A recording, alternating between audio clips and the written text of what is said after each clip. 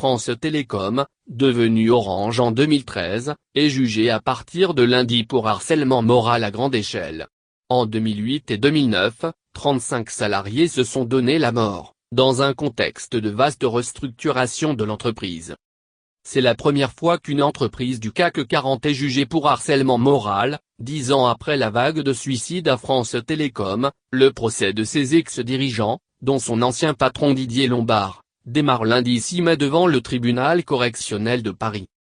La souffrance au travail, dont France Télécom était devenue le symbole à la fin des années 2000, sera au cœur de ce procès fleuve prévu pour durer jusqu'au 12 juillet. En 2008 et 2009, 35 salariés se sont donné la mort, pour certains sur leur lieu de travail. Mais au-delà de ces suicides qui avaient choqué l'opinion publique, le tribunal s'intéressera au fonctionnement de France Télécom entre 2007 et 2010.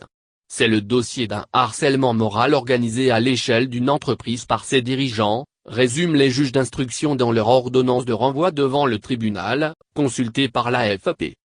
L'entreprise, devenue Orange en 2013, figure parmi les prévenus en tant que personne morale.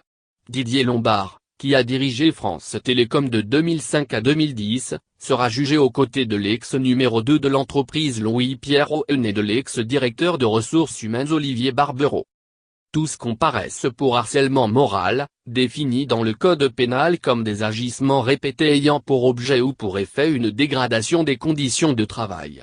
4 autres responsables sont jugés pour complicité. Ils encourent 1 an d'emprisonnement et 15 000 € d'amende, 75 000 € pour France Télécom.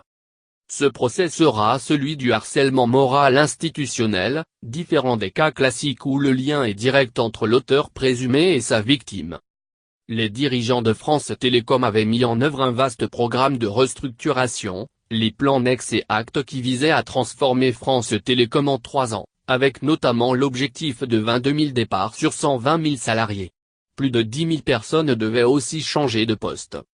Les prévenus ne seront pas jugés pour leur choix stratégique, mais pour leur méthode.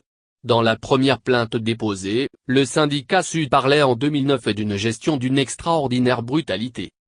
En 2006, dans un discours devant les cadres, Didier Lombard donnait le ton « Je ferai les départs d'une façon ou d'une autre, par la fenêtre ou par la porte ». Le DRH lançait lui le crash programme.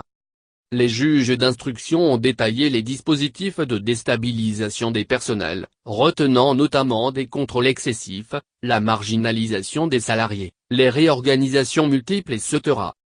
Les magistrats ont retenu les cas de 39 salariés, 19 se sont suicidés, 12 ont tenté de le faire, et 8 ont subi un épisode de dépression ou un arrêt de travail.